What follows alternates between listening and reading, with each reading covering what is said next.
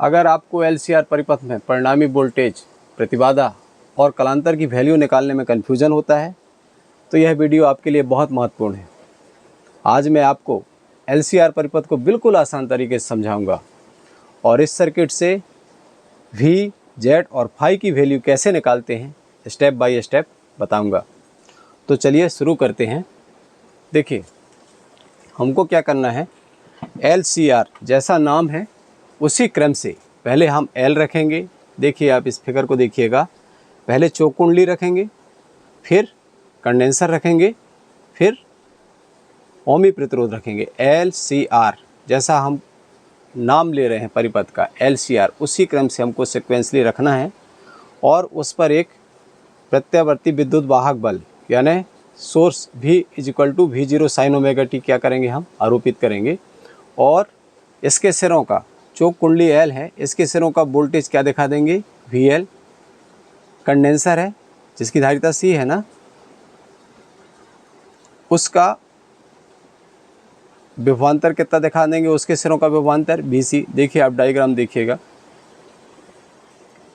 और ओमी प्रतिरोध, उसके सिरों का विभवांतर VR दिखा देंगे। और ये डायग्राम बनाने के बाद इसके बारे में थोड़ा सा हमको वर्णन करना है। लिखिए, कैसे लिख देंगे हम, क्या लिख देंगे, उपरोक्त परिपथ में प्रेरकत्व L, धारिता C तथा प्रतिरोध R तीनों श्रेणी क्रम में जुड़े हैं। इनके सिरों के मध्य प्रत्यावर्ती विद्युत वाहक बल V = V0 sin omega t आरोपित किया गया है। देखकर ही आपको लिखना है, कोई बड़ी बात नहीं है, देखकर ही लिखना है। फिर आपको क्या करना है, माना कि किसी क्षण परिपथ में धारा I है। अब आपको मान लेना है कि किसी क्षण परिपथ में धारा I है या धारा I प्रवाहित हो रही है।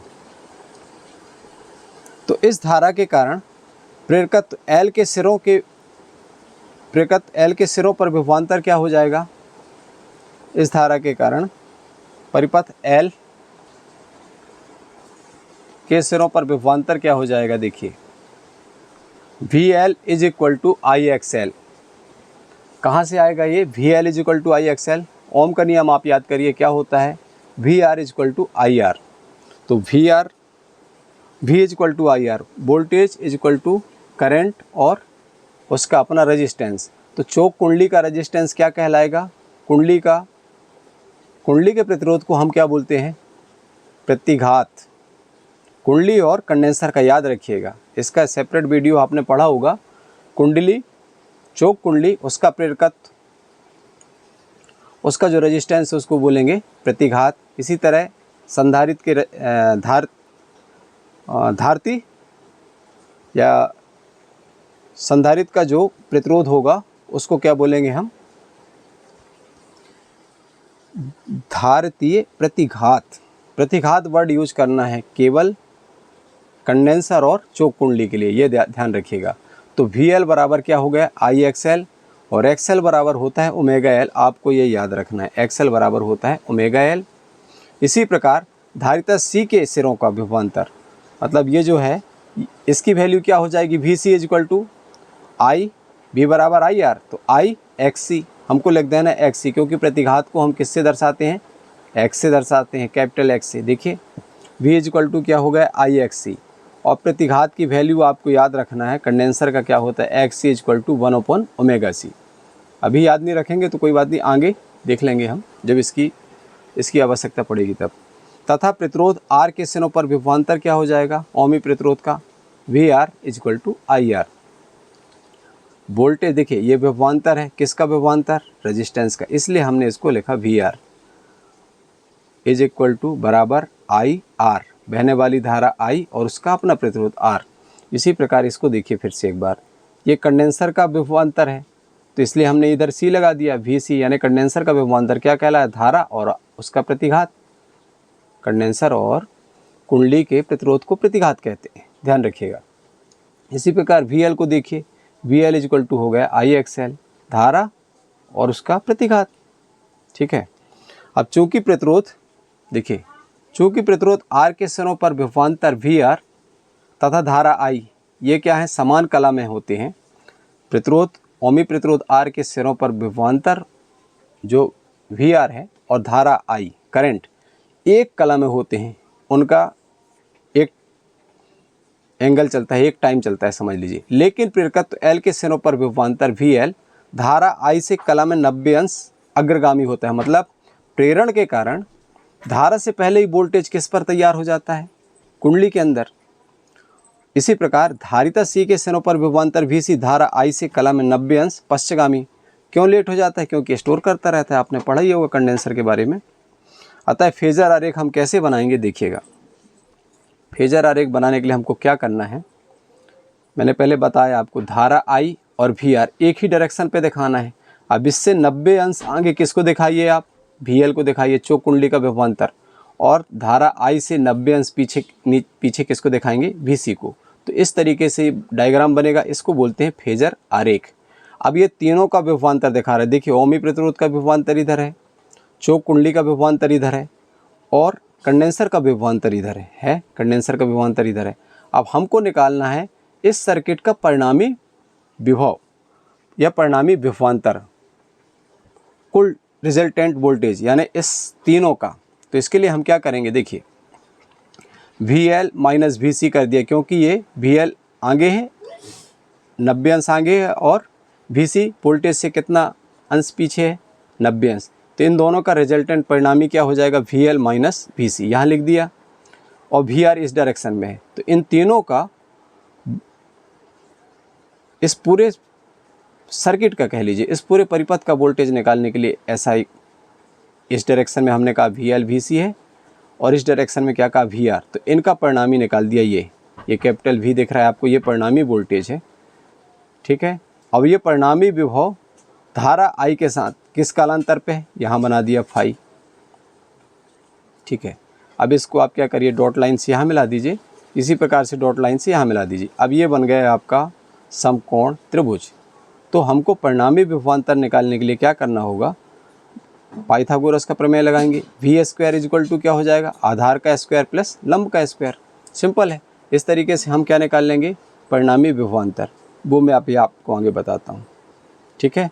और जब कालांतर की बारी आएगी तो हम क्या करेंगे, हमको फाई की वैल्यू निकालना है। तो हम रखेंगे लंब बटे आधार, tan फाई रखेंगे, लंब में ये आधार कैलकुलेट करेंगे तो हमको फाई की वैल्यू आ जाएगी। तो ये रहा फेजर आरेख। अगर आप इस फेजर आरेख को ध्यान से समझ लेंगे तो सारा ट्रिक, मतलब परिणामी वोल्टेज निकालना, उसकी प्रतिबाधा निकालना और कालांतर फाई की वैल्यू निकालना, ये सारा नकल, ये सारा कुछ इसी डायग्राम पर निर्भर करता है, ठीक है। तो ये डायग्राम हम साथ में रखेंगे और मैं आपको दिखाता हूँ आगे का कैलकुलेशन। देखिए आपको क्या करना है, परिणामी वोल्टेज निकालने के लिए पहले ही बताया मैंने, पाइथागोरस का फार्मूला आप लगाएंगे। V स्क्वायर इक्वल टू क्या हो जाएगा, कर्ण का वर्ग बराबर आधार का वर्ग धन लंब का वर्ग। देखिए आपको लिखना है फेजर आरेख से परिणामी विभवांतर या परिणामी विभव क्या हो जाएगा, कर्ण का वर्ग बराबर आधार का वर्ग धन लंब का वर्ग। अब देखिए आप, आधार का वर्ग क्या है, VR रख दीजिए आप क्या करिए, आधार का वर्ग आपने रख दिया VR स्क्वायर प्लस लंब क्या है, VL minus VC। Same to same है ना, ये बराबर डिस्टेंस तो है, वर्गाकार या आयताकार है। तो VL माइनस VC इसका स्क्वायर कर दिया। फिर सिंपल इसको आप कैलकुलेट करिए। अब इसमें लिख दिया मैंने समीकरण 1, 2 एवं 3 से मान रखने पर किसका मान, VR का मान। VR बराबर क्या बताया था आपको, IR, VL IXL, VC IXC, ये रख दिया, सिंपल है। फिर आप इसको सिंपल कैलकुलेशन कर लीजिए। V square is equal to हो गया I square plus R square plus I हमने कॉमन ले लिया। अब चूंकि पूरे ब्रैकेट का स्क्वायर है तो I का स्क्वायर हो गया, अंदर क्या बच गया ब्रैकेट के अंदर, XL माइनस XC, इसका होल स्क्वायर हो गया। अब देखिए दोनों तरफ स्क्वायर है, चूँकि हमको केवल V चाहिए, परिणामी वोल्टेज चाहिए, तो हम क्या करेंगे, दोनों पक्षों में, यहाँ देख रहे हैं आप, इधर देखिए दोनों पक्षों में स्क्वायर है, तो हम दोनों पक्षों में क्या कर देते हैं, यहाँ पर करनी लगा देते हैं या अंडर रूट कर देते हैं। तो हमको लेफ्ट साइड क्या मिल गया, V, और दूसरे साइड हमने करनी का निशान लगा दिया। देखिए और जब वर्गमूल का निशान लगाया तो I स्क्वायर, I की घात 2 है ना, मतलब I की वैल्यू क्या आ गई, बाहर आ गई। तो ये मिल गया हमको परिणामी विभवांतर V is equal to I under root R square plus XL minus XC का होल स्क्वायर। अब देखिए यहाँ मैंने साइड में लिख भी दिया है आपको, जो मैं स्टार्टिंग में बता रहा था। एक्स एल की वैल्यू हमको क्या रखना है, ओमेगा एल, और एक्स सी की वैल्यू क्या रखना है, 1/ओमेगा सी। क्या आपको याद रहेगा? देखिए याद करने का टिक बता दे रहा हूँ आपको। ये क्या कहलाई, एक्स क्या कहलाता है, प्रतिघात। किसका प्रतिघात? चौक कुंडली का प्रतिघात। इसलिए हमने लिखा एल। प्रेरकत्व की हमने प्रेरकत्व माना ना उसका, जैसे धारिता का सी, वैसे कुंडली का प्रेरकत्व मान लिया एल, तो एल फॉर कुंडली का प्रेरकत्व हो गया। तो एक्स एल क्या कहलाए, प्रेर की प्रतिघात। अब एक्स एल की वैल्यू आपको क्या रखना है, ओमेगा एल। ओमेगा मन से लगाना है, एल रख दीजिए, ठीक है। अब एक्स सी के साथ क्या करिएगा, 1/ओमेगा सी कर दीजिएगा। स्टोर करने का पीछे होता है, ये टिक याद रखिएगा कि इसको अपने को 1/ओमेगा सी करना है, बस सिंपल। एक्स एल के स्थान पे ओमेगा एल रख दीजिए और एक्स सी के स्थान पे क्या रख दीजिए, 1/ओमेगा सी। तो ये मिल गया हमको परिणामी विभवांतर। अतः परिणामी विभवांतर भी बराबर, ये आप लिख दीजिए। आपको सिंपली परिणामी विभवांतर मिल गया। भी बराबर क्या मिला, I√r² plus omega L minus 1/ओमेगा सी का होल स्क्वायर। ये आ गया इस LCR सर्किट का परिणामी विभवांतर।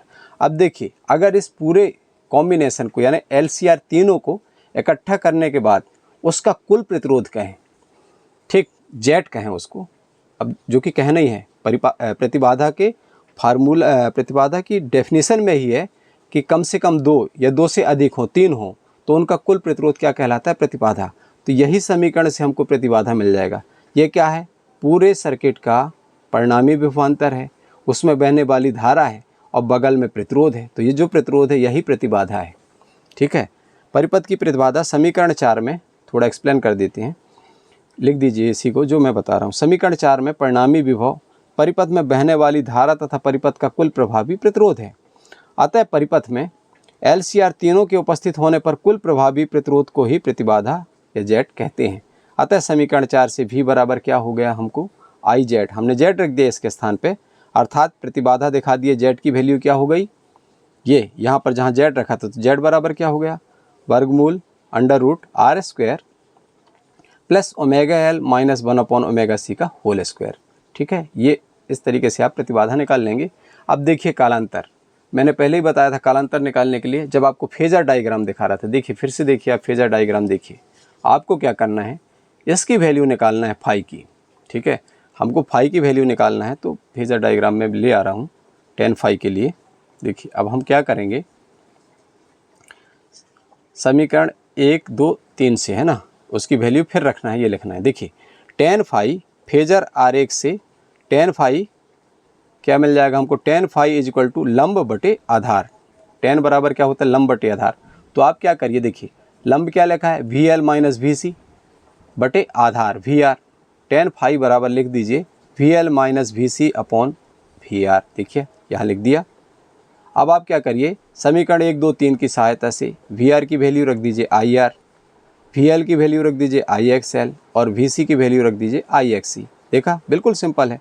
ऊपर देखिए अंश में, देखिए न्यूमरेटर में I कॉमन है, कॉमन ले लिया, XL माइनस XC बचा, इसके लिए एक ब्रैकेट लगा दिए, और नीचे IR है तो I क्या हो गए, एक दूसरे को कैंसिल कर दिए। तो हमको tan फाई की वैल्यू क्या मिली, XL minus XC upon R मिला। तो tan फाई बराबर, अब देखिए कुछ नहीं करना, जहाँ XL है वहाँ आप क्या रख दीजिए, ओमेगा एल, पहले ही बताया मैंने आपको, और जहाँ XC है वहाँ हमको रखना है 1/ओमेगा सी। ये रखा हमने।